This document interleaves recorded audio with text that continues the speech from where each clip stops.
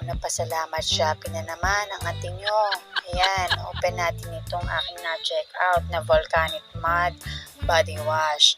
Ayan, nakita ko po kasi yung mga videos niya na lalagay lang siya sa skin, iukuskus, then makikita na nag-lighten agad. So, tignan po natin. Ayan, po siya. Ang bango po niya in fairness. Ayan, malapot po siya, hindi siya malabnaw. Ayan, open na po natin. Try natin kung totoo nga yung nakikita natin sa mga video. Ayan. O, diba?